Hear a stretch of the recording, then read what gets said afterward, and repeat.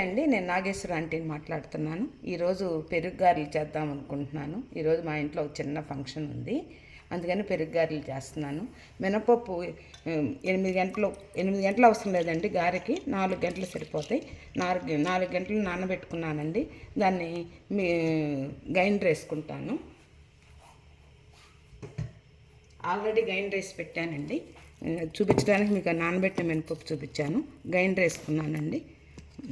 ఇట్లా మెత్తగా గ్రైండర్ వేసుకొని ఉప్పు వేసి, ఇంక దీంట్లో ఏమి వేయొద్దండి, వట్టి ఉప్పు, కొంచెం వేసానించడానికి అల్లము,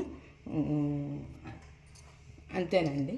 తర్వాత పెరుగు కావాల్సింది పెరుగండి. పెరుగు బాగా గడ్డలు లేకుండా పెరుగు,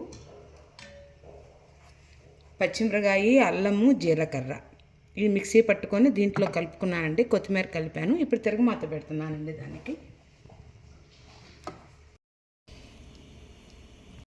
తిరగమాతకు నూనె పెట్టుకున్నానండి. నూనె కాగింది.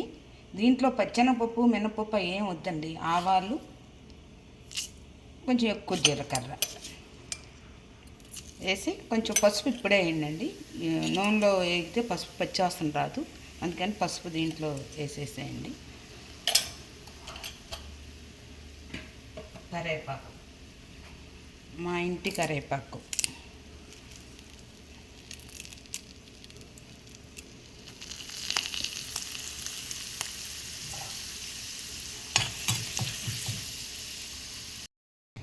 తిరగమాత కాగిందండి. ఇది వెంటనే పెరుగులో వేసేసుకోవటమేను. మనం పెరుగు, ఉప్పు, పచ్చిమిరకాయ, అల్లము, జీలకర్ర కలిపింది, కొత్తిమీర కలిపి పెట్టామండి. దీనికి ఎంతకన్నా అవసరమే ఉండదు. ఇంకా గారెలు వేసుకున్నాము. గారెలకు నూనె కాగిందండి. గారెలు వేస్తాను. దానికి ముందు కొంచెం పాలు, నీళ్లు కలిపి నీళ్లు పక్కన పెట్టుకోండి. గారె కాలినమ్మంటే దీంట్లో వేసి పెరుగులో వేస్తే చాలా బాగుంటుంది, అందుకని అలా పెట్టుకున్నానండి. గారెలు మేము చేత్తోనే చేస్తామండి. ఇది కూడా మా ప్రకాశం జిల్లా, మా వీరనపాలెం స్పెషలేనండి. మా అమ్మ వాళ్ళు అయితే అవలీలంగా చేసేస్తారు ఇవన్నీ, నేను కొంచెం స్లోగాని.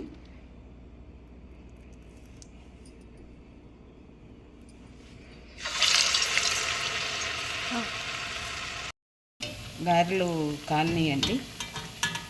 కాలనీ తీసేసి పాలున వాటిలో వేస్తున్నాను.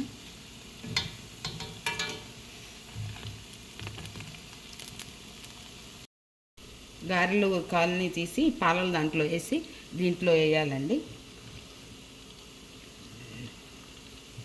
రుచిగా ఉండి అని అయితే నేను చెప్పనండి, ఎందుకంటే అది ఊతపదంలాగా అయిపోతుంది. మీరు తిని చూసి కామెంట్ చేసి అప్పుడు రుచిగా ఉన్నాయా లేవా, నాగేశ్వర అంటే బాగున్నాయని కామెంట్ పెట్టండి. నేనండి, పెరుగు గారెలు రెడీ అయిపోయినాయి. మీకు నచ్చితే లైక్ చేయండి, షేర్ చేయండి, సబ్స్క్రైబ్ చేయండి. ప్లీజ్ సబ్స్క్రైబ్ చేయండి. ఉంటానండి. నమస్తే అండి.